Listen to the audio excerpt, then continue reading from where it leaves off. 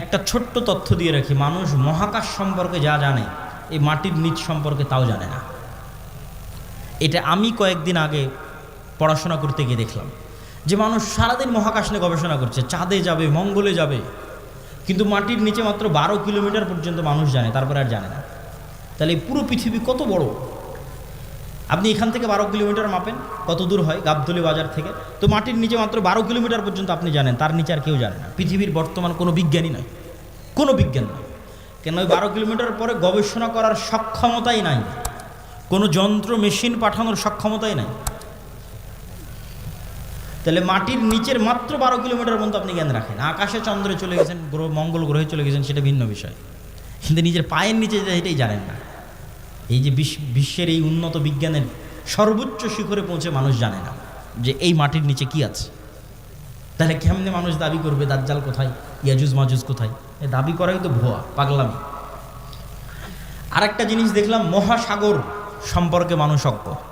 মহাকাশ সম্পর্কে ঠিক আছে অনেক জানতেছে, মহাসাগরে এমন অনেক জায়গা আছে যে জায়গাগুলোতে মানুষ পৌঁছতেই পারে না, যে জায়গাগুলোর উপর দিয়ে বিমানও উড়ে যেতে পারে না, যে জায়গাগুলোতে কোনো জাহাজও অতিক্রম করে না, এরকম অসংখ্য জায়গা আছে।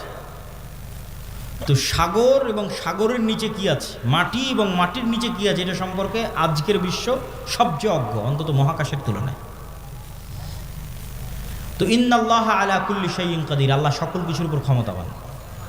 আর কোনোটাই যদি না হয় তো অন্তত একটা উত্তর তো দেওয়াই যায়, যেটা আল্লাহ সুবহানাহু ওয়া তাআলা কোরআন মাজিদে বলছেন যে আল্লাহ 7 আসমান এবং 7 জমিন সৃষ্টি করেছেন, আর 7 জমিনে আল্লাহর আদেশ অবতীর্ণ হয়, কোরআনের আয়াত। 7 জমিনে আল্লাহর, আর সবচেয়ে আরও একটা ভয়ঙ্কর বিষয় যে আল্লাহর আসমান বানাতে যত সময় লেগেছে জমিন বানাতেও তত সময় লেগেছে। 7 আসমান বানাতে যা টাইম, 7 জমিন বানাতেও তাই টাইম। তাহলে 7 আসমান কত বড়, 7 জমিন তাহলে কত বড় হতে পারে?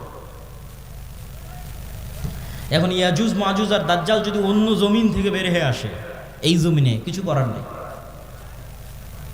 এটাকে অস্বীকার করতে পারবে না যে না, নিশ্চিত নাই।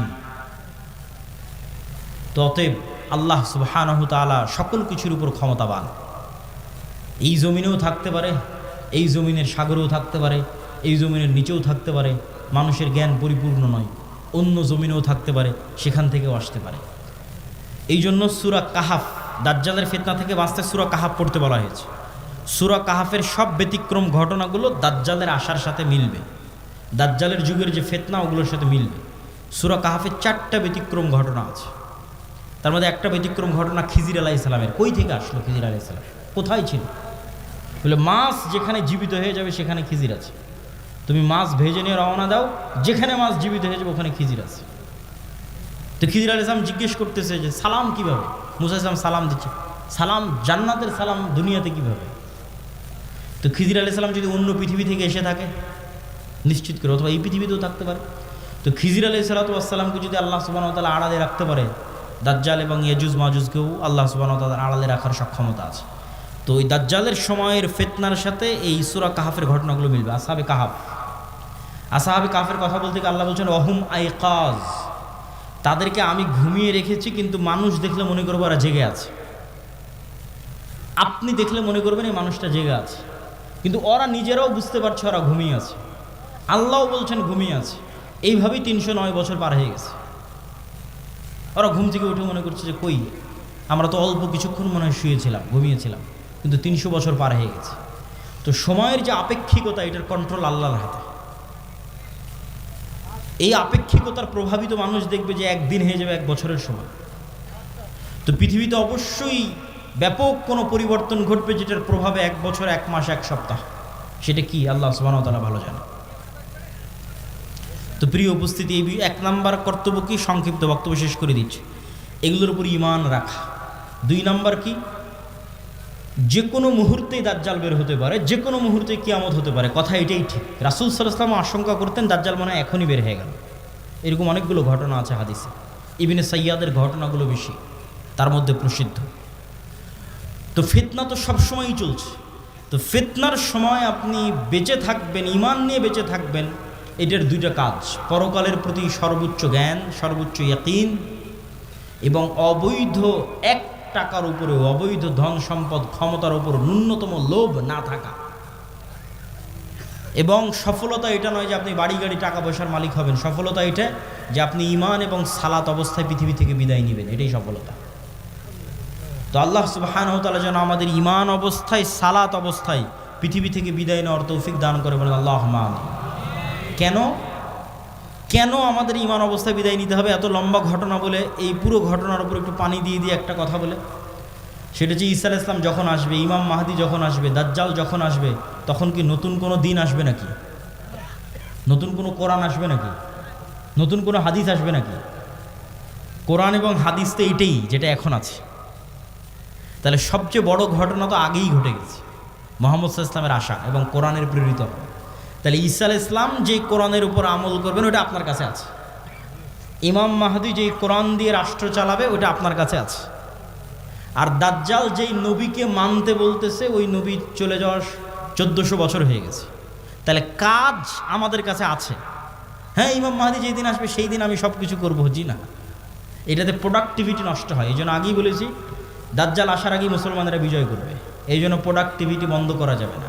কেন আসল কাজ তো আমাদের কাছে আছেই, নতুন করে তো আর কিছু আসবে না। ঈসা আলাইহিস সালাম তো নতুন কোরআন আনবেন না, এই কোরআন তো আমার কাছে আছে। ইমাম মাহদি তো আর নতুন হাদিস নিয়ে আসবে না, হাদিস তো এটাই, তো ওটা তো আমাদের কাছে আছে। তাহলে কাজ তো আমাদের কাছে আছে। আরও একটা কি মাথায় নিয়ে উঠে যাবেন, মানুষের মৃত্যু কিয়ামত, কিয়ামত আমার মরে যাওয়াই আমার কিয়ামত। কেন? আমি তো পরকালের জগতে ঢুকে গেছি, কবর বারজাখ, আমার মৃত্যুর মাধ্যমে আমি পরকালের জগতে ঢুকে গেলাম। তাহলে আমার কিয়ামত তো আগেই হয়ে গেল, দাজ্জাল আসার আগেই কিয়ামত হয়ে গেল আমার। তাহলে আমার মৃত্যু যেহেতু আমার দোরগড়ায়, তাহলে দাজ্জাল কখন আসলো, মাহদি কখন আসলো, সেটার প্রতি ধর্তব্য না করে ওই যুগেও যেই কোরআনের উপর আমল হবে, যেই কোরআন দিয়ে বাঁচা যাবে, সেই কোরআন আমার কাছে আছে। তাহলে এখন আপনার কাজ কি? আপনার নিজের মৃত্যুর প্রস্তুতি নেওয়া, আর আপনার সামনে যে কোরআন আছে, যেটা সবচেয়ে বড় ঘটনা, দাজ্জালের চেয়ে তো বড় ঘটনা, মাহদি ঈসার চেয়ে তো বড় ঘটনা, কোরআনের প্রেরিত হওয়া, এইটার উপর আমল করা, পড়া, হাদিস পড়া এবং আমল করা। এবং ইমানের উপর মৃত্যু, সালাতের উপর মৃত্যু, এটা অতীত যুগের সব নবী রাসূলের শিক্ষা। আল্লাহ সুবহানাহু ওয়া তাআলা আমাদের তৌফিক দান করুক, আল্লাহুম্মা আমিন। ওয়াসসালাতু ওয়াসসালামু আলা মান লা নাবিয়্যা বা'দাহ। যাবতীয় প্রশংসা, হামদ ও সানা মহাপরাক্রমশালী আল্লাহ সুবহানাহু ওয়া তাআলার জন্য, সকলেই বলি আলহামদুলিল্লাহ।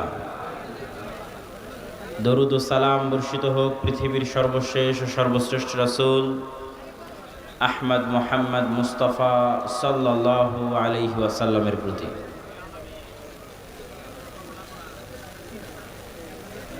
আদ-দাওয়া ইলাল্লাহের অধীনে গাবতলী উপজেলায় যে মক্তবগুলো পরিচালিত হয়, সেই সমস্ত মক্তবের দায়িত্বশীলদের উদ্যোগে আয়োজিত আজকের এই ইসলামী সম্মেলন,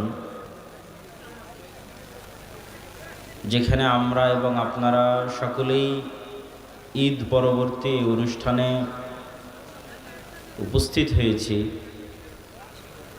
আজকের এই মহতী অনুষ্ঠানে আমি ছাড়াও আরও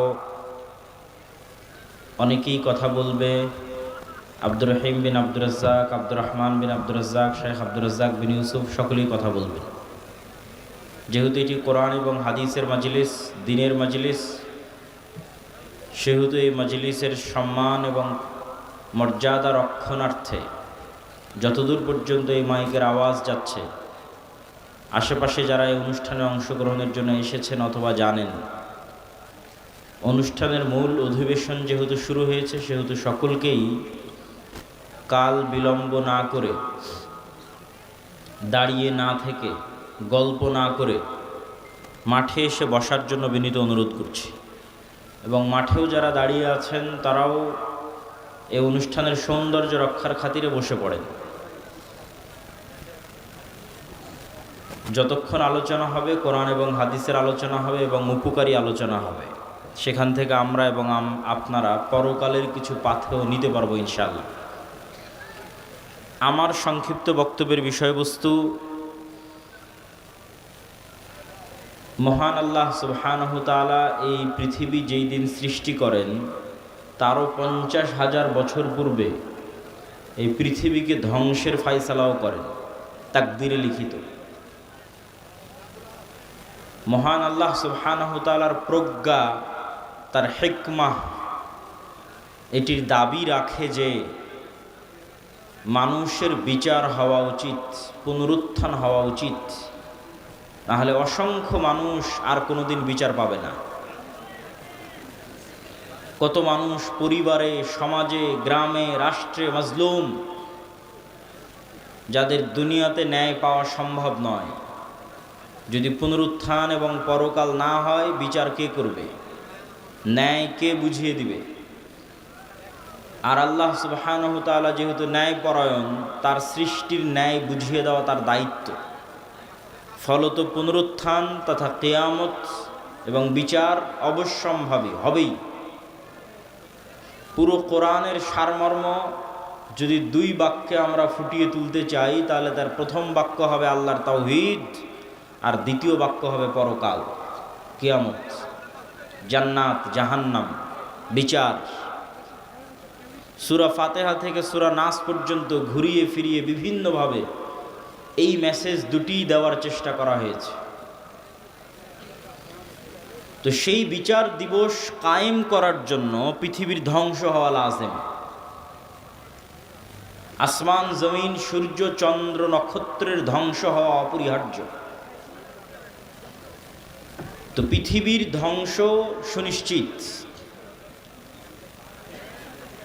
পৃথিবী ধ্বংস হওয়ার পূর্বে কি হবে, কি হতে পারে, তার কিছু বর্ণনা আল্লাহ সুবহানাহু ওয়া তাআলা কোরআনে, রাসূলুল্লাহ সাল্লাল্লাহু আলাইহি ওয়াসাল্লাম হাদিসে দিয়েছেন। যেগুলো বড় থেকে বড় ঘটনা, সেগুলো কোরআনেই আছে। ইজাস সামাউ ফাতারাত ওয়া ইযাল কাওয়াকিবু ইনতাসারাত ওয়া ইযাল বিহারু ফুজ্জিরাত ওয়া ইযাল কুবুরু বু'থিরাত ইযা যুলজিলাতিল আরদু জিলজালাহা ওয়া আখরাজাতিল আরদু আথকালাহা ওয়া ক্বালাল ইনসানু মা লাহা আল কারিআতু মাল কারিআহ ওয়া মা আদরাকা মাল কারিআহ ইয়াওমা ইয়াকুনুন নাসু কাল ফারাশিল মাবথুথ ওয়া তাকুনুল জিবালু কাল ইহনিল মানফুশ। এগুলো কিয়ামতের হওয়ার যে ভয়ঙ্কর এবং ভয়াবহ বিবরণী, তার কিছু কিছু আয়াত। এরকম অসংখ্য আয়াত আছে। শুধু কিয়ামতের দিন কি হবে তার বর্ণনা। মানুষ হবে বিক্ষিপ্ত পঙ্গপালের ন্যায়। হিমালয় পাহাড়ের মতো বড় বড় পাহাড়গুলো হবে আকাশে উড়ন্ত ধ্বনিত তুলার ন্যায়। আসমান ফেটে যাবে, জমিন চৌচির হয়ে যাবে, অসংখ্য বর্ণনা। আর এই ভয়ঙ্কর ভয়াবহ ঘটনাগুলো ঘটার আরও আগে পৃথিবীতে কি হবে তার কিছু বর্ণনা হাদিসে এবং কিছু বর্ণনা কোরআনে উল্লেখিত হয়েছে। আজকে আমরা পৃথিবী ধ্বংসের পূর্ব মুহূর্তে পৃথিবীতে সংঘটিত ফিতনা, এটির উপরই সংক্ষিপ্ত আলোচনা তুলে ধরার চেষ্টা করব ইনশাআল্লাহ। ওয়ামা তৌফিক ইল্লা বিল্লাহিল আলিয়্যিল আযীম। রাসূলুল্লাহ সাল্লাল্লাহু আলাইহি ওয়াসাল্লাম, ভাই এখানে দিয়েন না ভাই। রাসূলুল্লাহ সাল্লাল্লাহু আলাইহি ওয়াসাল্লাম বলেছেন, ইসলামের প্রথম যেই মালার যে বিভিন্ন দানা থাকে, একটা যদি গলায় মালা দিই তার অনেক দানা, ইসলামের প্রথম যে দানাটি পতন ঘটবে সেটি যে খেলাফা। আর ইসলামের শেষ যে দানাটির পতন ঘটবে সেটা হচ্ছে সালাত। তথা এমন একটা সময় আসবে যখন মানুষ সালাত আদায় করবে না, কেউ না, একজনও নয়। আর প্রথম যেটার পতন ঘটে গেছে সেটা হচ্ছে খেলাফা। কিন্তু কিয়ামতের পূর্ব মুহূর্তে রাসূলুল্লাহ সাল্লাল্লাহু আলাইহি ওয়াসাল্লামের ভবিষ্যৎবাণী অনুযায়ী আবারও খেলাফত প্রতিষ্ঠিত হবে আলা মিনহাজিন নবুওয়াহ। নবুয়তের যে ভিত্তি, সেই ভিত্তির উপর যেভাবে খেলাফা প্রতিষ্ঠিত হয়েছিল আবু বকর, ওমর, উসমান এবং আলী রাদিয়াল্লাহু তাআলা আনহুমের খোলাফায়ে রাশিদিনের, কিয়ামতের শেষ মুহূর্তে এসে আবারও খেলাফা প্রতিষ্ঠিত হবে আলা মিনহাজিন নবুওয়াহ। আর কোরআনে বলা আল্লাহর ওয়াদা পূর্ণ হবে। কোরআনে বলা আল্লাহর ওয়াদা কি? হুয়াল্লাযী আরসালা রাসূলাহু বিল হুদা ওয়া দীনিল হক লিইয়ুযহিরাহু আলাদ দীনি কুল্লিহি ওয়ালাউ কারিহাল মুশরিকুন ওয়ালাউ কারিহাল কাফিরুন।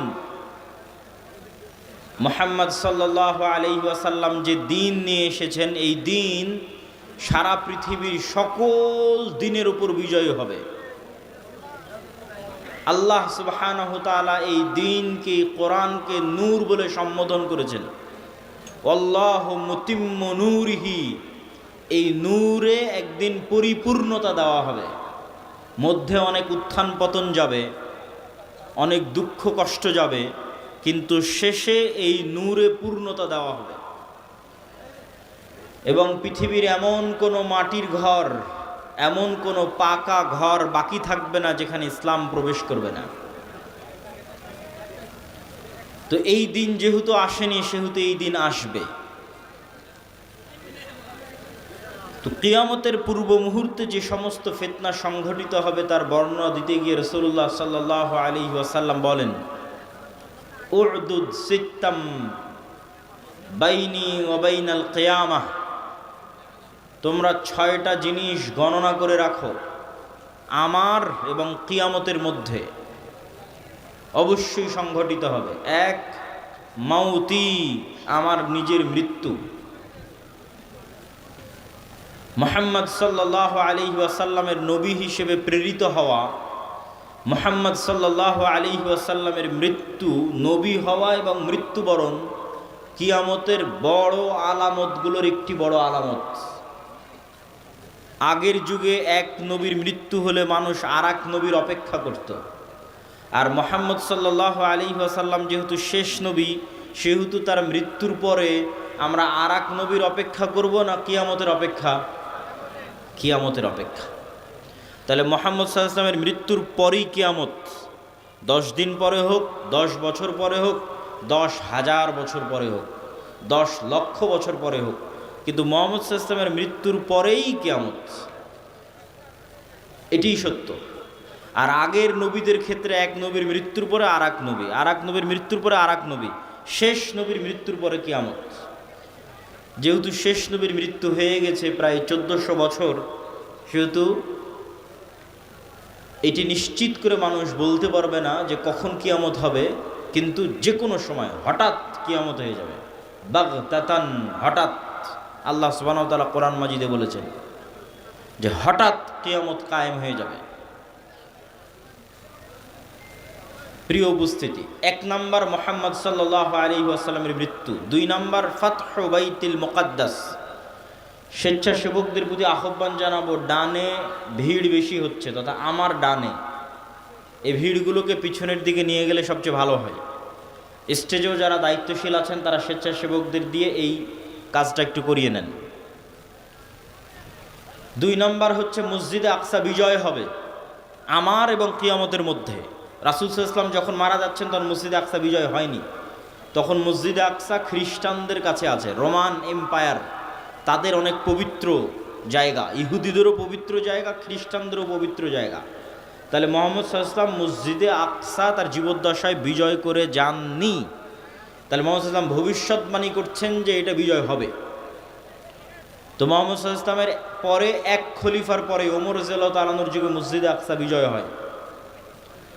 দ্বিতীয়বার আর একবার বিজয় হয় সুলতান সালাহুদ্দিন আইয়ুবীর যুগে। তৃতীয়বার আরও একবার বিজয় হতে পারে, আল্লাহু আলাম। মসজিদে আকসা বিজয় হবে।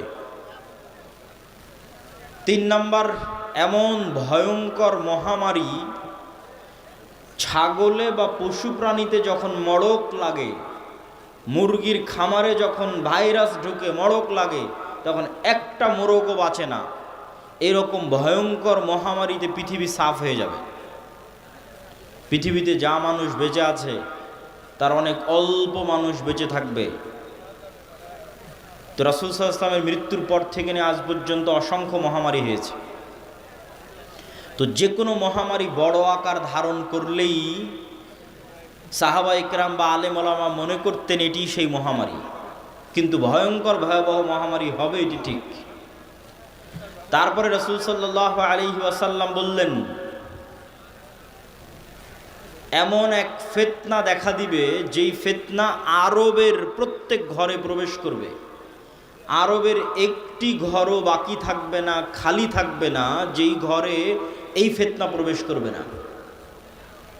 কিছু আলেম ওলামা ব্যাখ্যা করেছেন এই ফিতনা মোবাইলের ফিতনা, কেউ ব্যাখ্যা করেছেন এই ফিতনা যুদ্ধ বিগ্রহ মারামারি গণ্ডগোল সেই ফিতনা, তথা এমন গৃহযুদ্ধ এবং এমন গণ্ডগোল এমন মারামারি দেখা দিবে, যেই মারামারি যেই যুদ্ধে আরবের প্রত্যেক ঘর যুক্ত হয়ে যাবে, আরবের একটি ঘরও মুক্ত থাকবে না, পৃথিবীর সব ঘর নয়, আরবের প্রত্যেক ঘর যুক্ত হয়ে যাবে। তারপর রাসূল সাল্লাল্লাহু আলাইহি ওয়াসাল্লাম বললেন, সুম্মা হুদনাতুন বাইনাকুম ওয়া বাইনার রোম, তারপর একটা চুক্তি হবে, ঐতিহাসিক চুক্তি তোমাদের মধ্যে আর রোমানদের মধ্যে।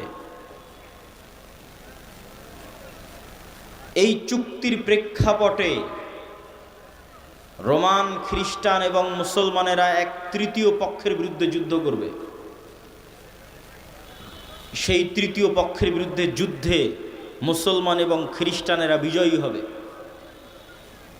তারপরে কোনো একজন খ্রিস্টান ক্রুশ উঁচিয়ে ধরে বলবে, এটার কারণে আমরা বিজয় হয়েছি।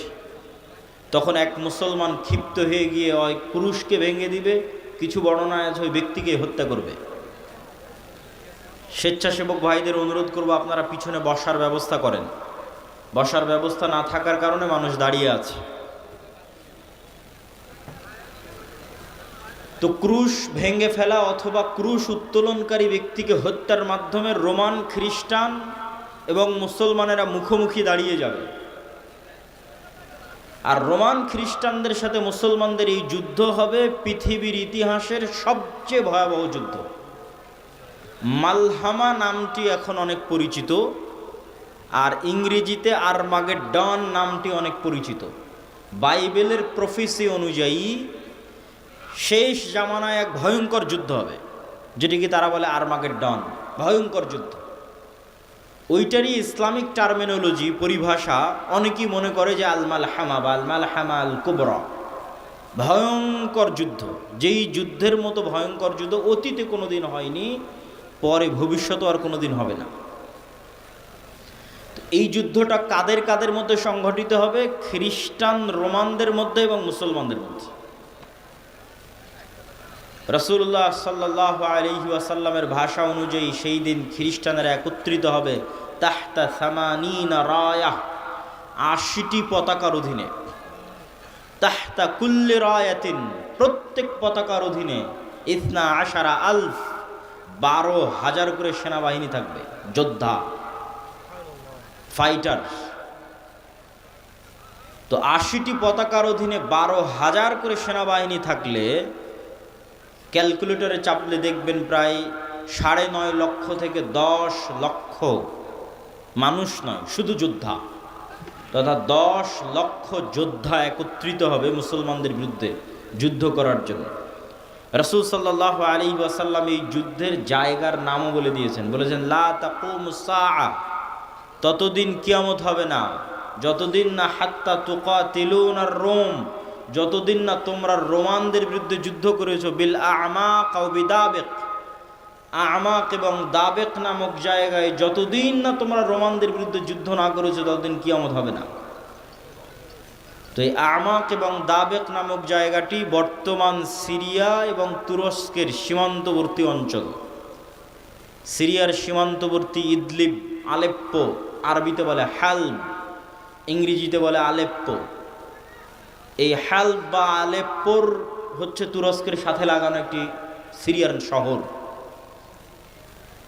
এই সীমান্তবর্তী অঞ্চলেই এই জায়গাগুলো আছে মর্মে যারা ইতিহাসবিদ, যারা মানচিত্র নিয়ে গবেষণা করেন তাদের দাবি। আল্লাহু আলাম। এই যুদ্ধের ভয়াবহতা বলতে গিয়ে রাসূলুল্লাহ সাল্লাল্লাহু আলাইহি ওয়াসাল্লাম বললেন, সেই দিন এই যুদ্ধে এত মানুষ মারা যাবে। আরেক বর্ণনা অনুযায়ী এই যুদ্ধ প্রায় ৪ দিন ব্যাপী চলবে, পঞ্চম অথবা ষষ্ঠতম দিনে গিয়ে বিজয় হবে, অথবা চতুর্থ।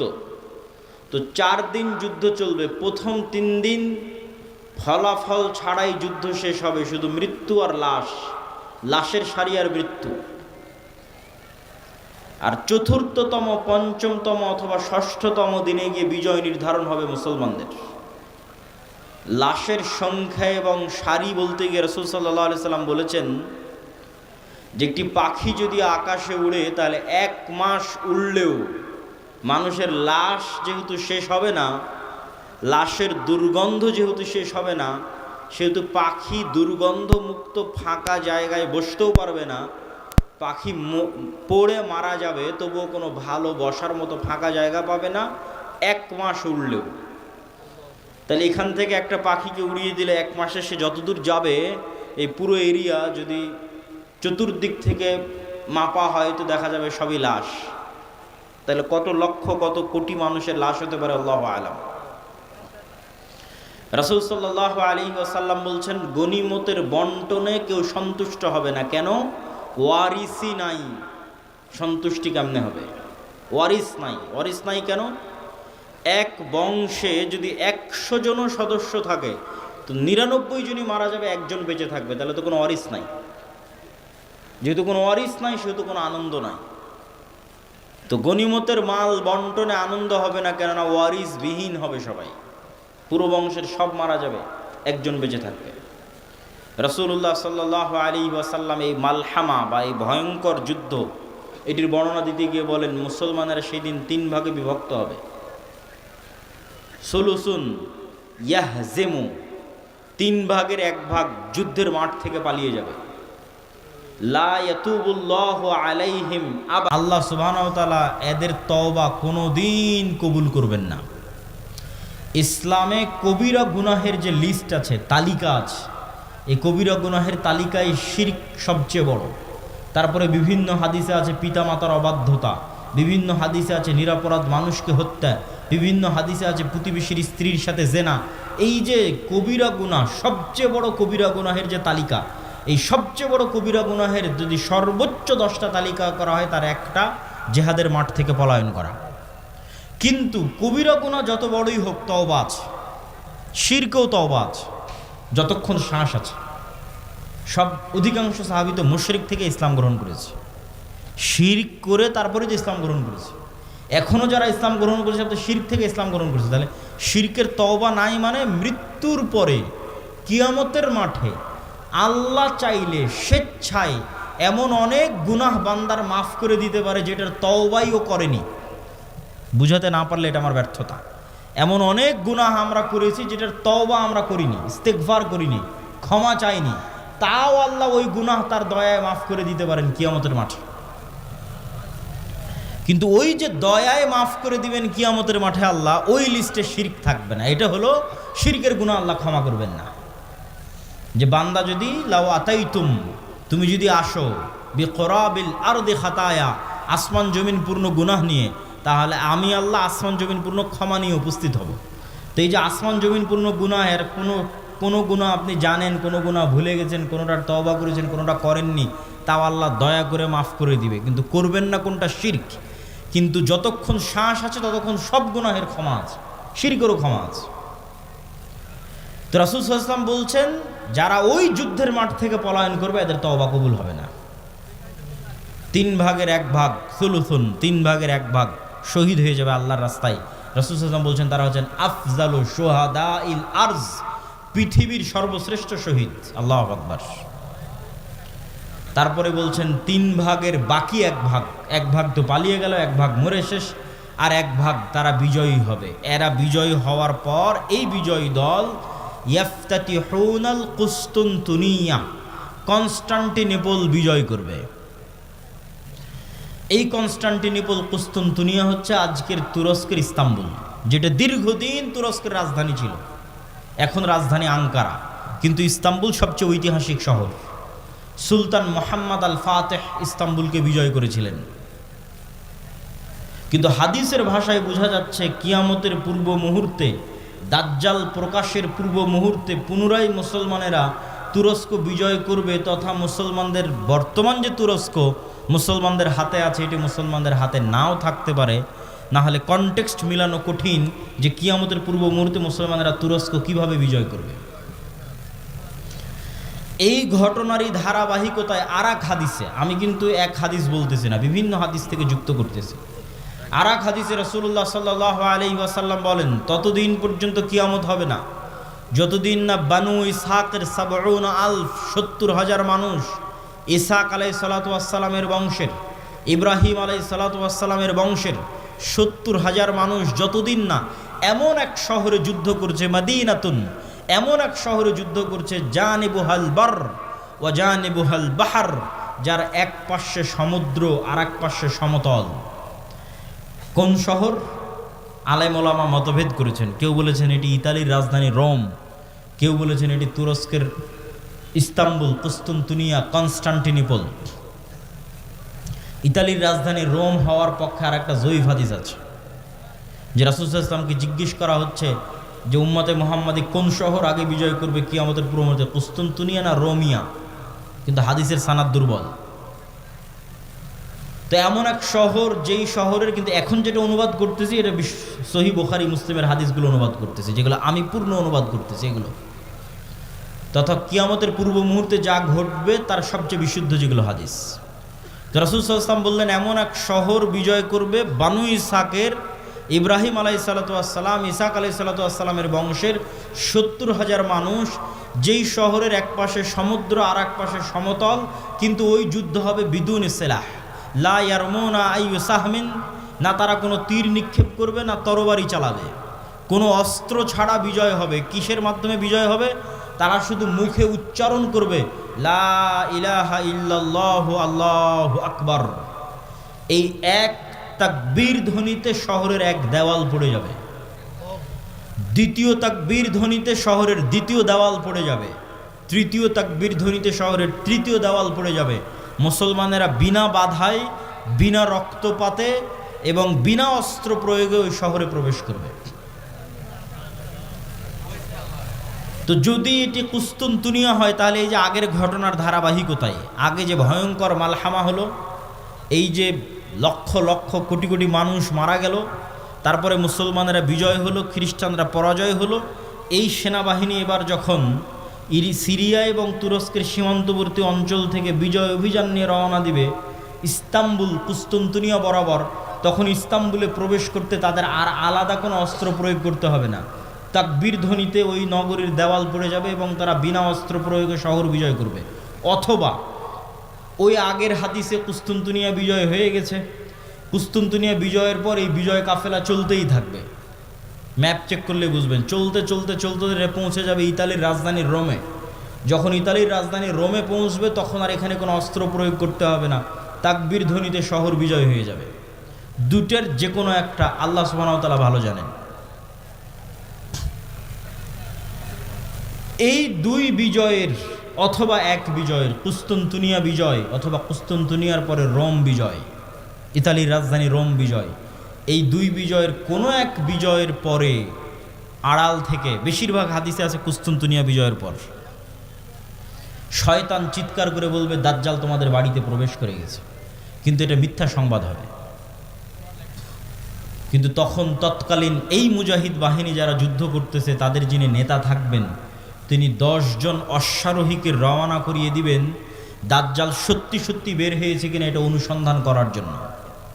তো রাসূলুল্লাহ সাল্লাল্লাহু আলাইহি ওয়াসাল্লাম বলছেন এই যে 10 জন বের হবে, আসমাহুম ওয়া আসমা আবাইহিম, এদের নাম, এদের বাপ দাদার নাম, এদের গায়ের রং, এদের ঘোড়ার গায়ের রং সব আমি এখন বলে দিতে পারবো, এখন যেন আমি দেখতে পাচ্ছি।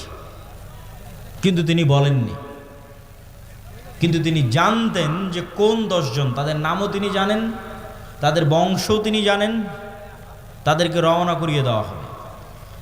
এই ঘটনার সাথে আরেকটা ঘটনা যুক্ত আছে যেটা না বললেই নয়। যেই দিন এই মালহামা হবে, এটা ছুটে গেছে বলতে, সেই দিন ওই হাদিসে রাসূল সাল্লাল্লাহু আলাইহি ওয়াসাল্লাম বলছেন ইয়াখরুজু মিনাল মাদিনা খিয়ারু আহলিল আরজ, মদিনা থেকে যুদ্ধ করার জন্য সিরিয়াতে এসে রোমানদের বিরুদ্ধে যুদ্ধ করবে, এই জন্য মদিনা থেকে তৎকালীন বিশ্বের খিয়ারু আহলিল আরজ, সবচেয়ে আল্লাহওয়ালা তাকওয়াবান পরহেজগার একদল মানুষ বের হবে। আল্লাহু আকবার। তৎকালীন বিশ্বের সবচেয়ে তাকওয়াবান আল্লাহওয়ালা পরহেজগার মানুষেরা তখন মদিনায় থাকবে, তাদের একটা জামাত এই যুদ্ধে অংশগ্রহণ করার জন্য মদিনা থেকে রওনা দেবে। তখন এই রোমান খ্রিস্টান এম্পায়ারের সেনাবাহিনীরা বলবে মদিনার মানুষ তোমাদের এখানে কাজ কি, খাল্লু বাইনানা ওয়া বাইনাল্লাযীনা সাবাউ মিন্না, আমাদের যুদ্ধ এই সিরিয়ার মানুষদের সাথে, তোমরা আমাদের রাস্তা ক্লিয়ার করে দাও, তোমাদের এই যুদ্ধে বাধা দেওয়ার কী দরকার। অথবা আমাদের মধ্যে থেকে আগের যুদ্ধের ধারাবাহিকতায়, মানে এর আগেও আরও অনেক যুদ্ধ হয়ে থাকতে পারে, ধারাবাহিকতায় আমাদের মধ্যে যারা তোমাদের কাছে বন্দী হয়ে আছে, বন্দী হওয়ার পর তারা তোমাদের দিন গ্রহণ করে নিয়েছে, ওদের সাথে আমাদের যুদ্ধ, তোমরা কেন ওদেরকে বাঁচাতে আসতেছো, এরকম একটা কনটেক্সট হাদিসের মধ্যে আছে। তখন মদিনার মানুষেরা উত্তরে বলবে, আমরা আমাদের ভাইদেরকে একাই ছেড়ে দিতে পারি না, অতএব এই যুদ্ধে আমরা অংশগ্রহণ করবই করব। এখানে ভাইদেরকে বলতে দুটোই উদ্দেশ্য হতে পারে, সিরিয়ার মুসলমানদেরকে অথবা রোমানদের মধ্যে যারা বন্দী হয়েছিল খ্রিস্টান, পরে মুসলমান হয়ে গেছে, ওদেরকে এরা চাচ্ছে নিয়ে নিতে, যে আমরা তো আমাদের লোকজনকেই চাচ্ছি, তোমাদের কি সমস্যা। ওদেরকে বাঁচাতে এরা বলবে, না আমাদের মুসলিম ভাইদেরকে আমরা একাই ছেড়ে দিতে পারি না, তখনই যুদ্ধ হবে। তো এবার এই যে 10 জন অশ্বারোহী রওনা দিল দাজ্জালের অনুসন্ধানে, দাজ্জালকে খুঁজতে, তখনও দাজ্জাল বের হয়নি। তো কিন্তু মুজাহিদ বাহিনী হতবিহব্বল, তটস্থ, হতভম্ব হয়ে যাবে, কেননা দাজ্জালের ফিতনা পৃথিবীর সবচেয়ে বড় ফিতনা। আদম আলাইহিসসালাতু ওয়াসসালাম যেই ফিতনায় পা দিয়ে জান্নাত থেকে বের হয়ে গেছেন, ওটাও ফিতনা। আল্লাহ বললেন, এই গাছের নিকটে আসিও না, এই গাছের ফল খেও না, খেয়ে নিলেন। তো ফল খেতে নিষেধ করাটা ফিতনা, খেয়ে নিলেন, ফিতনায় পড়ে গেলেন, ফিতনা থেকে বাঁচতে পারলেন না। কাবিল হাবিলকে হত্যা করলো, এটাও ফিতনা। নূহ আলাইহিসসালাতু ওয়াসসালামের কওম আগের যুগের সৎ কর্মশীল পরহেজগার বান্দাদের মূর্তি বানিয়ে পূজা করতে লাগলো, ওটাও ফিতনা। লূত আলাইহিসসালাতু ওয়াসসালামের কওম জেনায় লিপ্ত হয়ে গেল, এটাও ফিতনা।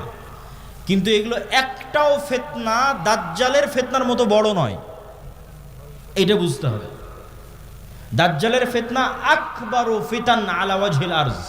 আদম আলাইহিস সালাম যেই ফিতনায় পা দিয়েছেন ওইটার চাইতে, কাবিল যে ফিতনায় পা দিয়েছিল ওইটার চাইতে, নূহ আলাইহিস সালামের কওম যে ফিতনায় পা দিয়েছিল ওইটার চাইতে, আদ সামুদ কওমে লূত তারা যেই ফিতনায়, এই ফিতনা মোকাবেলা করবে উম্মতে মুহাম্মদ, সর্বশ্রেষ্ঠ উম্মত মোকাবেলা করবে পৃথিবীর সবচেয়ে বড় ফিতনার। কেন দাজ্জালের ফিতনা সবচেয়ে ভয়ঙ্কর, এটাও বুঝতে হবে আপনাকে। আমি স্বেচ্ছাসেবক ভাইদের আবারও দৃষ্টি আকর্ষণ করছি যে আমাদের ডানে লোকজনের সংখ্যা বেশি হয়ে যাচ্ছে, পিছনে একটু বসার ব্যবস্থা এবং বামে এখনও ফাঁকা আছে, বামে একটু বসার ব্যবস্থা এবং মানুষজনকে এইদিকেও একটু বসার জন্য উদ্বুদ্ধ করা। প্রিয় উপস্থিতি, কেন দাজ্জালের ফিতনা সবচেয়ে ভয়াবহ? দেখেন, কওমের নূহ আলাইহিস সালামের কওম যখন বড় বড় আল্লাহওয়ালা পীর বুজুর্গ দিনদার মানুষের মূর্তি বানালো, তখন তারাও জানতো যে মূর্তির কোনো ক্ষমতা নাই। ইয়া আবাতি লিমা তা'বুদু মা লা তাসমাউ, ইব্রাহিম আলাইহিস সালাম বাপকে বলছে, হে আমার বাপ, এমন মূর্তির কেমনে ইবাদত করো যে শুনতেও পায় না, দেখতেও পায় না।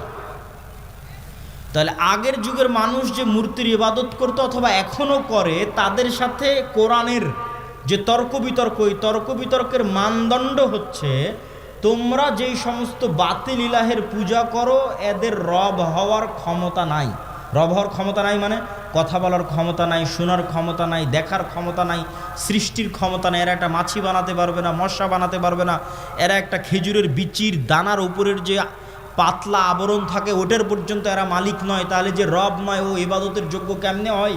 রব তো আমি, আসমান জমিন আমি বানিয়েছি, সূর্য চন্দ্র আমি বানিয়েছি, ইবাদত আমার করো, এই দিয়ে কোরআন পরিপূর্ণ। এটা মানুষের বুঝতে সহজ যে এর ক্ষমতা নাই, কেন এর ইবাদত করব। কিন্তু এই কনটেক্সট অচল হয়ে যাবে যখন দাজ্জাল আসবে। কেননা দাজ্জাল রব যা যা করতে পারে তার প্রায় সব কিছুই করে দেখাবে। এই জন্য দাজ্জালের ফিতনা সবচেয়ে ভয়াবহ, ভয়ঙ্কর ফিতনা।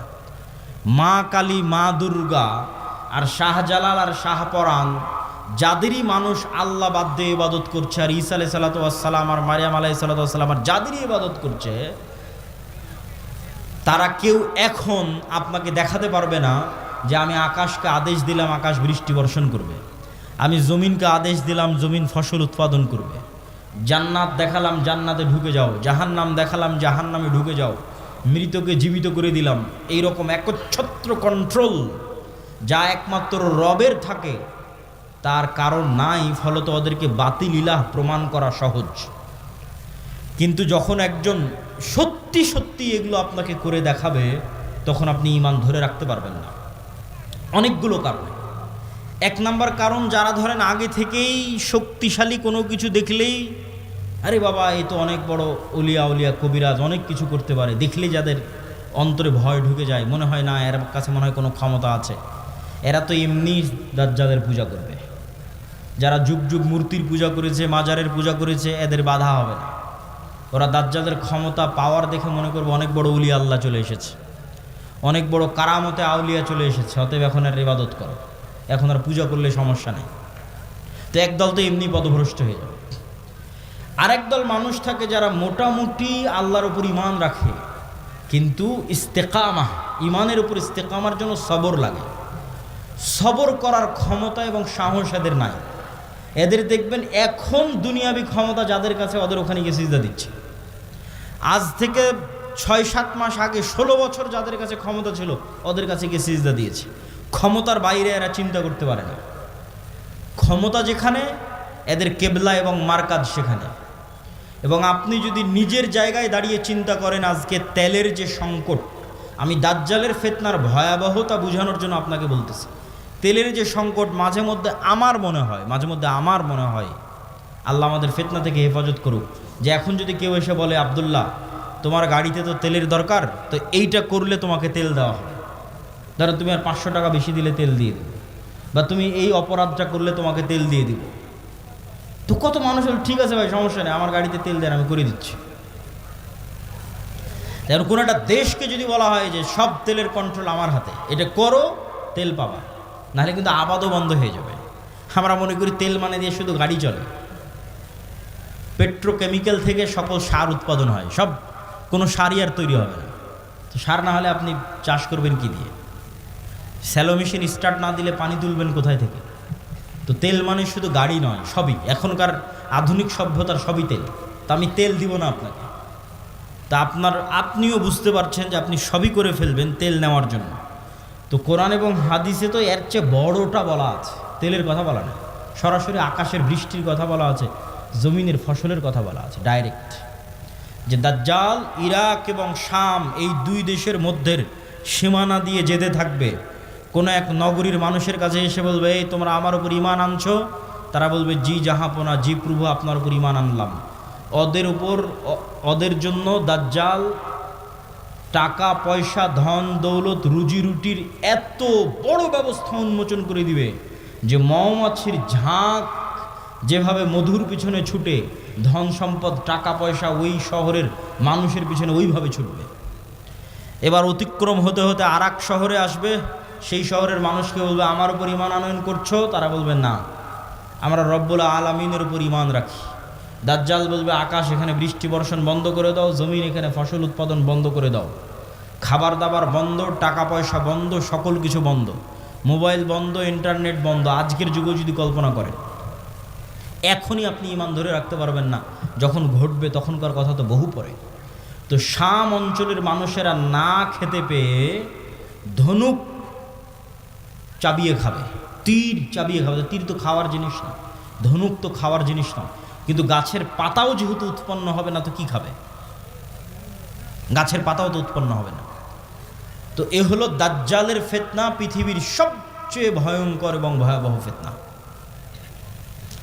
দাজ্জালের ফিতনা সম্পর্কে বলতে গিয়ে 2টা হাদিস না বললেই না।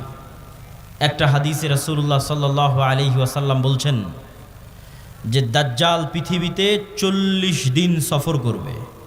40 দিনের প্রথম দিন হবে 1 বছর, দ্বিতীয় দিন হবে 1 মাস, তৃতীয় দিন হবে 1 সপ্তাহ।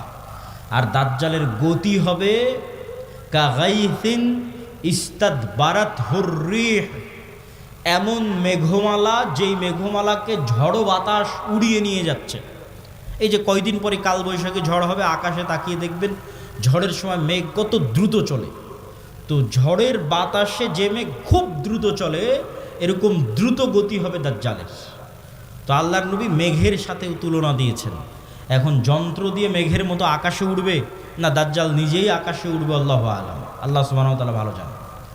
কিন্তু দাজ্জালের আগমনে পৃথিবীতে এত ব্যাপক বৈপ্লবিক পরিবর্তন হবে যে পৃথিবীর দিন 1 বছরের সমান হয়ে যাবে।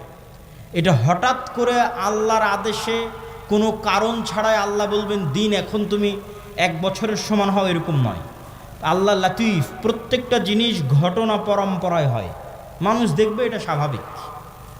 তথা এই ভূমণ্ডল, নভমণ্ডল, সৌরজগতে এমন বৈপ্লবিক কোনো পরিবর্তন হবে, অথবা এই পৃথিবীতে এমন বৈপ্লবিক কোনো পরিবর্তন হবে, অথবা সূর্য এবং চন্দ্রের বর্তমান ঘূর্ণায়মান প্রক্রিয়ায় এমন বড় বৈপ্লবিক পরিবর্তন হবে যেটা স্বাভাবিক হতে সময় লাগবে। একদিন হবে 1 বছর, তারপরের একদিন হবে 1 মাস, তারপরের একদিন হবে 1 সপ্তাহ, তারপরে স্বাভাবিক। ওইটার আগে কিছু একটা ঘটবে, দাজ্জালের আগমনই ওই রকম ভয়ঙ্কর এবং ব্যতিক্রম হবে। আল্লাহু আলাম সেটা কি হবে। দাজ্জালের বিষয়ে আরেকটি হাদিসে রাসূলুল্লাহ সাল্লাল্লাহু আলাইহি ওয়াসাল্লাম, যেটা তামিম আদ-দারির হাদিস, যারা 30 দিন সমুদ্রে লাইবা বিহিমুল মাউজ শাহরান কামিলান, সমুদ্রের ঝড়ো বাতাস এবং ঢেউ 1 মাস যাবৎ তাদেরকে কোথায় নিয়ে গেছে কোনো কন্ট্রোল ছিল না নৌকার উপর। এক দ্বীপে গিয়ে যখন নৌকা ঠেকলো, তখন দেখছে একটা প্রাণী, জীবজন্তু, জানোয়ার, গরু ছাগল মহিষ যেমন জীবজন্তু জানোয়ার, এরকম জীবজন্তু জানোয়ার যার মুখ এবং পা সব এত বিশাল লোমে ঢাকা যে কোনটা মুখ আর কোনটা পিছন এটা বোঝা যাচ্ছে না, এই জানোয়ার কথা বলতেছে। তো মানুষ তো কোনোদিন দেখেনি, মানুষ ছাড়া আর পৃথিবীর কোনো জীবজন্তু জানোয়ারকে কথা বলতে। তো আরবের ওই মানুষেরা এই জানোয়ারকে কথা বলতে দেখে মনে করেছে এটা জিন, শয়তান, কিন্তু জীবজন্তু জানোয়ার। ও বলছে আনাল জাসসাস, আমি গোয়েন্দা, একটা মানুষ তোমাদের সাথে সাক্ষাতের অপেক্ষা করছে, এদিকে যাও। তো তামিম আদ-দারি বলছে আমরা যখন ওই মানুষের কাছে গেলাম, বিশাল দেহের মানুষ, এত বিশাল দেহের মানুষ আগে কোনোদিন কখনো দেখিনি। তো দাজ্জালের বিশাল দেহের হওয়াটা কি ব্যতিক্রম কিছু? ব্যতিক্রম কিছু না। আমরা এখন 5 ফিট 5 ইঞ্চি 6 ফুট হয়ে গেছি, কিন্তু আদি পিতা আদম আলাইহিস সালাম তো আর 5 ফিট ছিলেন না।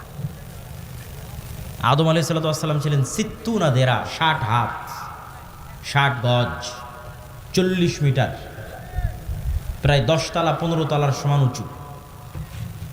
তাহলে এখন যদি আদম আলাইহিস সালাম আমার সামনে উপস্থিত হয়, তাহলে আমি তো আশ্চর্য হয়ে যাবো, কারণ এই বিশাল দেহের মানুষ তো আমি কোনোদিন দেখিনি। তাহলে দাজ্জাল বিশাল দেহের হবে, এটা ব্যতিক্রম নয়, কেননা দাজ্জাল তো আদমেরই সন্তান, মিন উলদে আদম, আদমের সন্তান। তো তার হাত, তার হাঁটু এবং তার কাঁধ এমন শক্ত করে বাঁধা আছে। আমরা তাকে জিজ্ঞেস করলাম তুমি কে? সে বলে আমার পরিচয় তোমরা জানবেই, তোমরা বলো তোমরা কারা। তা আমরা আমাদের পুরো ঘটনা বললাম। এবার দাজ্জাল 4টা প্রশ্ন করেছে। নাখাল বাইসান, আইনে জোগার, বহাইরা তাবারিয়া, নাবিয়ুল উম্মিয়িন। বহাইরা তাবারিয়া, sea of Galilee, lake of Tiberia. নাখলে বাইসান, বাইত শিয়ান। আর আইনে জোগার, স্প্রিং অফ জোয়ার। আর নাবিয়ুল উম্মিয়িন, পড়ালেখা জানে না, লিখতে জানে না, পড়তে জানে না, এমন নবী। আমাদের নবী মুহাম্মদ সাল্লাল্লাহু আলাইহি ওয়াসাল্লাম লিখতেও জানতেন না, পড়তেও জানতেন না। উনি দেখে যে পড়বেন এটা জানতেন না, কোরআন মুখস্থ করেছিলেন। প্রিয় উপস্থিতি, তো দাজ্জাল তাদেরকে এই যে 4টে জিজ্ঞেস করলো, 4টে জিজ্ঞাসার প্রথম 3টে জিজ্ঞাসার সাথে পানি কানেক্টেড আছে, পানি এবং চাষ কানেক্টেড আছে। সি অফ গ্যালিলি, পানির উৎস, বহাইরা তাবারিয়া, ইসরায়েলের সীমানার মধ্যে। এখন এটা ইসরায়েলের সীমানার মধ্যে। বাইবেলের প্রফেসি অনুযায়ী তথা বাইবেলের বর্ণনা অনুযায়ী ঈসা আলাইহিস সালাম যত মুজিজা দেখাতেন সব এই সাগরের আশেপাশে, এই লেক, এই হ্রদ, এই খালের আশেপাশে। তো দাজ্জাল বলছে একদিন এখানে পানি থাকবে না। এখন পানি দাজ্জাল আসার আগেই শেষ হবে সেটা ঠিক না, আসলে না, দাজ্জাল আসার শেষ হবে না। কেন আর এক হাদিসে বলতেছে ইয়াজুজ মাজুজ যখন বের হবে তখন ওরা বহাইরা তাবারিয়ার পানি খেয়ে শেষ করে দিবে, খেয়ে শেষ করে দিয়ে অন্যদিকে আগাবে পানি শেষ করার জন্য। তাহলে পানি যদি দাজ্জাল আসার আগেই শেষ হয়, তাহলে ইয়াজুজ মাজুজ আবার কোথায় পানি পাবে? এটাও তো একটা প্রশ্ন। কিন্তু দাজ্জাল বলছে এখানে একদিন পানি থাকবে না। তার মানে কি ইয়াজুজ মাজুজ এসে শেষ করবে ওটার ভবিষ্যৎবাণী, না দাজ্জাল আসার আগেই শেষ হবে? মানে অনেকেই দেখি এখন খুঁজে যে বহাইরা তাবারিয়াতে পানি শেষ হচ্ছে কিনা, সেটার জন্য বলতেছে। যে পানি যে দাজ্জাল আসার আগেই শেষ হবে এটা মনে করাটা একদম 100% ঠিক এটা বলা যাবে না। কেন আর এক হাদিসে কি বলা হচ্ছে, ইয়াজুজ মাজুজ এসে বহেরা তাবারের পানি খেয়ে নেবে। তো বলে এখানে একদিন পানি থাকবে না। 2 নম্বর কি, নাখাল বাইসান, বাইসানের খেজুর বাগান, এটাও ইসরায়েলের একটা বড় শহর, বাইত শিয়ান। বলে এখানে কি মানুষ খেজুর চাষ করে? তো বলে করে। তো বলে এখানে একদিন পানিও থাকবে না, খেজুর চাষের ব্যবস্থাও থাকবে না। তার বলে আইনে জোগার, স্প্রিং অফ জোয়ার, এটার বর্ণনাও বাইবেলে আছে। আগের যেমন বহায়রা তাবারিয়ার বর্ণনা বাইবেলে আছে, এই আইনে জোগার, স্প্রিং অফ জোয়ার, এটার বর্ণনাও বাইবেলে আছে। কি হিসেবে আছে? লূত আলাইহিস সালাতু ওয়াস সালাম যেখানে ছিলেন, ওই শহরটা যখন আল্লাহ ধ্বংস করে দিলেন, যে লূত আলাইহিস সালাতু ওয়াস সালামকে যেখানে তিনি আশ্রয় দিলেন, সেখানে তার জন্য পানির ব্যবস্থা, অথবা যে জায়গায় তিনি আশ্রয় নিয়েছিলেন সেই জায়গা হচ্ছে স্প্রিং অফ জোয়ার। এই জন্য ওই বহায়রা তাবারিয়ার স্প্রিং অফ জোয়ার, আইনে জোগার, এই দুটেই খ্রিস্টানেরা ব্যাপক হারে দেখতে যায়, ভিজিট করতে যায়। তো এখান থেকে আমাদের জানার বিষয় কি, এই হাদিস থেকে জানার বিষয় হচ্ছে দাজ্জাল প্রশ্ন করেছে একটা নির্দিষ্ট জায়গায়, যার প্রত্যেকটা এরিয়া 30-40 কিলোমিটারের মধ্যে। এই বহায়রা তাবারিয়া বলেন, আইনে জোগার বলেন, নাখাল বাইসান বলেন, এই বগুড়া জেলার মধ্যেই, মানে একটা সেম এরিয়ার মধ্যেই। তথা কিয়ামতের পূর্ব মুহূর্তের ফিতনার বর্ণনাগুলো নিশ্চিতভাবে কিয়ামতের পূর্ব মুহূর্তে যা যা হবে এগুলো মক্কা মদিনার বাইরে, মক্কা মদিনায় হবে না। মক্কা মদিনা ফিতনা মুক্ত থাকবে। কোথায় হবে তাহলে? সিরিয়াতে, শাম। শাম মানে আগে ফিলিস্তিনি বোঝানো হতো, শাম মানে আগে মসজিদে আকসাই বোঝানো হতো। শাম মানে আজকের শাম নয়, তথা মসজিদে আকসা এবং এর আশেপাশের অঞ্চল, যেগুলোতে এখন ইসরায়েল, ফিলিস্তিন, জর্ডান, এই যে অঞ্চলগুলো এবং এখনকার যে সিরিয়া, সব কিছু এই অঞ্চলে হবে। দাজ্জালের এই সংক্ষিপ্ত বর্ণনা এবং দাজ্জালের ফিতনার এই সংক্ষিপ্ত বর্ণনার পরে কি হবে? ওই যে মুজাহিদ বাহিনী যারা দাজ্জালের মিথ্যে সংবাদ শুনে এবার দেমাশকে ফিরে আসবে, যুদ্ধ বিজয় অভিযান বাদ, কেন এটা ভয়ঙ্কর ফিতনা। এই ভয়ে দাজ্জাল আসলে বের হয়েছে কিনা, যুদ্ধ বাদ দিয়ে সবাই ফিরে আসবে তাদের যেটা সেন্টার, তাদের সেন্টার দামেস্ক। যুদ্ধ যদি রোম পর্যন্ত গিয়ে থাকে, ইতালির রাজধানী, ওখান থেকেও ফিরে দামেস্কে আসবে। যদি তুরস্কের রাজধানী ইস্তাম্বুল পর্যন্ত গিয়ে থাকে, ওখান থেকে ফিরে দামেস্কে আসবে। এবার দামেস্কে আসতে আসতে সত্যিই দাজ্জাল বের হয়ে যাবে। এবার রিয়ালি প্রকৃত অর্থে দাজ্জাল বের হয়ে গেছে। এবং দাজ্জাল বের হওয়া মাত্রই সকল ক্ষমতা দাজ্জালের কাছে চলে যাবে। এটার বিবরণ আরেকটু পরে দিব, এখানে এটা শেষ করে নিই। তো দাজ্জাল বের হয়ে যাবে। এই দামেস্কের মসজিদে ফজরের সালাতে যখন জামাত হবে, তখন এবার ঈসা আলাইহিস সালাতু ওয়াস সালাম অবতীর্ণ হবেন। কেননা দাজ্জালের ফিতনা যেই লেভেলের অলৌকিক, ওইটা মোকাবেলা করার জন্য ওই লেভেলের অলৌকিক লাগবে। তথা দাজ্জালের এই ফিতনা মোকাবেলা ওই মুজাহিদরাও করতে পারবে না যারা ইস্তাম্বুল বিজয় করেছে, রোম বিজয় করেছে। এবং কিছু কিছু হাদিসের বর্ণনা অনুযায়ী তারা ভারতও বিজয় করতে পারে। মানুষের মাথায় একটা চিত্র আগে থেকে ঢুকে আছে যে দাজ্জাল যখন বের হবে পৃথিবীতে, তখন পুরো পৃথিবী দাজ্জালের কন্ট্রোলে থাকবে। এটা ভুল কথা। দাজ্জাল যখন বের হবে তখন পুরো পৃথিবী মুসলমানদের কন্ট্রোলে থাকবে। মানে মুসলমানেরা বিজয় করে শেষ করে দেবে, সব বিজয় করে ফেলবে। মসজিদে আকসা বিজয়, ইস্তাম্বুল বিজয়, খ্রিস্টানরা তো পরাজিতই হয়ে যাবে, ইতালির রাজধানী রোম বিজয়, ভারত বিজয়, পুরো পৃথিবীতে মুসলমানদের জয় জয়কার থাকবে। হাদিস থেকে আমি যতটুকু চিন্তা ভাবনা করে দেখেছি, এটাই বেশি খাপ খায়, এটাই বেশি মিলে, যে দাজ্জাল বের হওয়ার পূর্বে, ইমাম মাহদি আসার আগেই, অথবা ইমাম মাহদির সাথী, অথবা ইমাম মাহদি সহ, যেটাই বলেন, দাজ্জাল এবং ঈসা ইসলাম আসার পূর্বে পৃথিবী মুসলমানদের, মসজিদে আকসা মুসলমানদের, তুরস্ক মুসলমানদের, ইতালি, পুরো ইউরোপ মুসলমানদের, ভারত মুসলমানদের, সবই মুসলমানদের। মুসলমানদের বিজয় যখন সর্বোচ্চ স্তরে, এবং দাজ্জালের কোনো ষড়যন্ত্র যখন আর কাজে দিচ্ছে না, দাজ্জালের পক্ষ হয়ে পৃথিবীতে কাজ করবে এরকম কোনো বড় শক্তি আর পৃথিবীতে নাই, এবার নিজেই দাজ্জাল বের হয়ে আসবে। কেননা যারা দাজ্জালের পক্ষ নিয়ে কাজ করতে, তারা সব বিপদে পড়ে গেছে, কেননা বিজয় মুসলমানদের হয়ে গেছে। তো ইহুদিরাও এক মাসিহের অপেক্ষা করতেছে, বিপদ থেকে, বিপদে পড়লে বিপদ থেকে বাঁচায় যে সে মাসিহ দাজ্জাল। খ্রিস্টানেরাও ঈসা মাসিহ, বিপদে পড়লে বিপদ থেকে বাঁচায় যে সেই মাসিহ ঈসা আলাইহিস সালাম বিপদ থেকে বাঁচাবে। খ্রিস্টানেরাও বিশ্বাস করে ঈসা আলাইহিস সালাম আবার আসবে, কিন্তু তারা এটা জানে না যে ঈসা আলাইহিস সালাম মারা যায়নি, জীবিত আছে। আমরা জানি ঈসা আলাইহিস সালাম মারা যাননি, জীবিত আছে। আর তারা মনে করে মরে গেছে, কিন্তু পুনর্জন্ম হয়ে পুনরায় ঈসা আলাইহিস সালাম পৃথিবীতে আসবে তাদেরকে বাঁচানোর জন্য, খ্রিস্টানদের বাঁচানোর জন্য। তাহলে সারা পৃথিবীর সবাই শেষ জামানার একজন বিশাল মাসিহের অপেক্ষায়।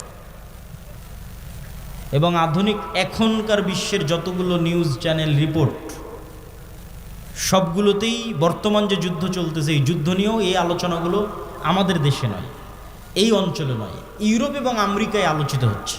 যারা বিশ্ব শাসন করে তাদের কাছে, তাদের ভাষায় দাজ্জাল হচ্ছে অ্যান্টি ক্রাইস্ট ইংরেজিতে, আর মালহামা হচ্ছে আর্মাগেড্ডন, আর জেসাস ঈসা আলাইহিস সালাম উনি আসবেন। অ্যান্টি ক্রাইস্ট না আসলে জেসাস আসবে না। অ্যান্টি ক্রাইস্ট মানে দাজ্জাল। আর অ্যান্টি ক্রাইস্ট ততক্ষণ আসবে না যতক্ষণ না ইহুদিরা জেরুজালেমে একত্রিত হচ্ছে, এটা তাদের বিশ্বাস। ইভাঞ্জেলিক্যাল খ্রিস্টিয়ান যারা ইনজিল কেন্দ্রিক খ্রিস্টান, তাদের বিশ্বাস। তো ফলত তাদেরও ঈসা আলাইহিস সালামকে নিয়ে আসতে হবে, ইহুদিদেরও একজন মাসিহ লাগবে। ফলত সবাই সেইটারকে সামনে নিয়ে কাজ করতেছে, যে দ্রুত ঘটানো যাবে তত দ্রুত মনে করতেছে আমাদের বিজয়। কিন্তু সবার কামনা অনুযায়ী তো কাজ হবে না, সবার চাওয়া অনুযায়ী কাজ হবে না। কেননা সবাই ভুল বুঝবে, ভ্রান্তিতে পা দিবে। কি কি ভ্রান্তিতে পা দিবে বলি? ইহুদিদের আসল মাসিহা যিনি, আসল মাসিহ যিনি, তিনি তো চলেই এসেছেন, কিন্তু তারা তো গ্রহণ করেনি। ইহুদিদের প্রকৃত মাসিহ তো ছিল মুহাম্মদ সাল্লাল্লাহু আলাইহি ওয়াসাল্লাম নিজেই। মুহাম্মদ সাল্লাল্লাহু আলাইহি ওয়াসাল্লামের অপেক্ষায় তারা মদিনায় গিয়ে বসে থাকতো, অনেক আগে গিয়ে বসেছিল, ইমান তো আনেনি। তো এরা তো মাসিহকে চিনতে পারে, ঈসা আলাইহিস সালাম তো মাসিহ চিনতে পারেনি, ইমান আনেনি, ঈসা আলাইহিস সালামকে হত্যা করার চেষ্টা করেছে, নিকৃষ্ট। তো এই জন্য এদের সঠিক মাসিহ এরা পাবে না।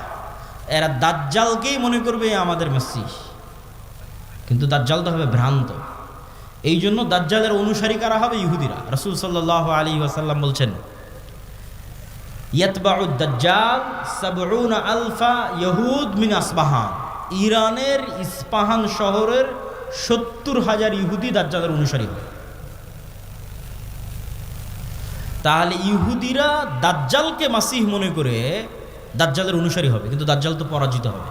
কিন্তু প্রথম যখন দাজ্জাল আসবে তখন তো সব ক্ষমতা দাজ্জালের হাতে, ফলত যে কেউ পথভ্রষ্ট হয়ে যাবে।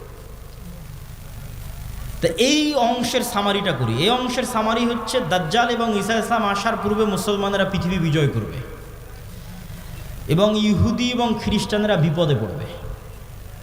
যেহেতু ইহুদি এবং খ্রিস্টানেরা বিপদে পড়বে, বিশেষ করে ইহুদিরা, তো এখন ইহুদিদের বাঁচানোর জন্য দাজ্জাল বের হবে। এবং যেহেতু দাজ্জালের পক্ষে কাজ করার মতো আর পৃথিবীতে কেউ অবশিষ্ট নাই, এই জন্য এবার দাজ্জাল নিজেই বের হবে। দাজ্জাল যখন নিজেই বের হবে তখন এক নিমিষে, এক সেকেন্ডে সকল ক্ষমতা দাজ্জালের কাছে চলে যাবে। মুসলমানেরা হতভম্ব, হতবিহ্বল হয়ে যাবে। আকাশও বৃষ্টি বর্ষণ করে না, জমিনও ফসল উৎপাদন করে না, দুর্ভিক্ষই নিয়তি ইমান নিয়ে বাঁচার জন্য। তথা সেই সফল যে বলবে আমি মরতে প্রস্তুত কিন্তু ইমান বিক্রি করতে প্রস্তুত নই। সেই সফল যার একটা টাকার প্রতি অবৈধ লোভ নাই, অবৈধ একটা টাকার প্রতি ন্যূনতম লোভ নাই। আপনি নিজেই নিজের আত্মা এবং নফসকে চেক করেন যে আপনার একটা টাকার প্রতি যদি, অবৈধ টাকার প্রতি যদি ন্যূনতম লোভ থাকে, আপনি দাজ্জালের ফিতনা থেকে বাঁচতে পারবেন না।